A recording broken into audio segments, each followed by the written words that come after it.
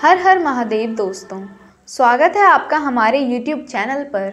आज की वीडियो में हम सुनेंगे शिव महापुराण श्री रुद्र संहिता चतुर्थ खंड का 15वां अध्याय, शिव गणों से गणेश का युद्ध। ब्रह्मा जी बोले, नारद, जब भगवान शिव ने इस प्रकार अपने गणों को आज्ञा दी कि वे द्वार पर खड़े उस गण को किसी भी प्रकार से हटा दें, तब शिवगण निर्भय होकर पुनः महल के द्वार पर आ खड़े हुए। उन्हें देखकर गणेश जी हंसने लगे और बोले, तुम फिर आ गए। तुम्हें मैंने अभी समझाया था कि मैं यहाँ से हटने वाला नहीं हूँ। मेरी माता पार्वती ने मुझे इसलिए ही उत्पन्न किया है ताकि मैं उनकी हर आज्ञा का पालन कर सकूँ।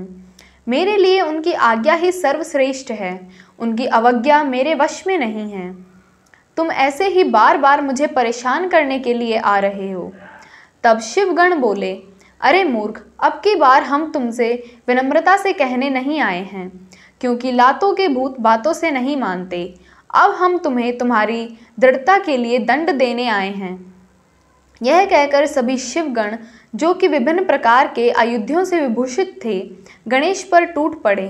गणेश और शिवगणों में बहुत भयानक युद्ध होने लगा, परंतु गणेश के साहस और पराक्रम को देखकर सभी शिवगणों के होश उड़ गए। शिवजी का कोई भी गण गणेश को परास्त नहीं कर सका। गणेश ने अकेले ही अनेकों शिवगणों को मार मार कर घायल कर दिया और वहां से भागने को विवश कर दिया। तत्पश्चात पुनः महल के द्वार पर डटकर खड़े हो गए। तब सब शिवगण घायल अवस्था में शिवजी के पास पहुंचे और उन्हें सारी बातें कह सुनाई। हे नारद, तभी मैं और श्रीहरि भी भगवान शिव के दर्शन के लिए कैलाश पर पहुंचे। वहां हमने भगवान शिव को इस प्रकार चिंतित देखकर उनकी परेशानी का कारण पूछा। तब शिवजी ने कहा, हे विधाता, हे विष्णु, मेरे महल के द्वार पर एक बालक हाथ में छड़ी लेकर खड़ा है और वह मुझे महल के भीतर नहीं जाने दे रहा, अतः मैं यहाँ खड़ा हूँ। उसने मेरे गणों को भी मार पीट कर वहाँ से भगा दिया है। ब्रह्मा जी, आप जाकर उस बालक को समझाएं। तब मैं भगवान शिव की आज्ञा से गणेश को समझाने के लिए गया। मुझे वहां आया देखकर गणेश जी का क्रोध और बढ़ गया और वो मुझे मारने के लिए दौड़े। उन्होंने मेरी दाढ़ी मूछें नोच डाली और मेरे हाथ गए गणों को प्रताड़ित करने लगे।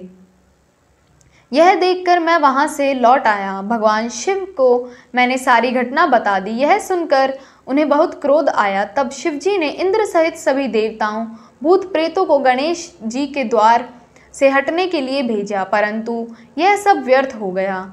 गणेश जी ने सबको मार पीट कर वहां से भगा दिया।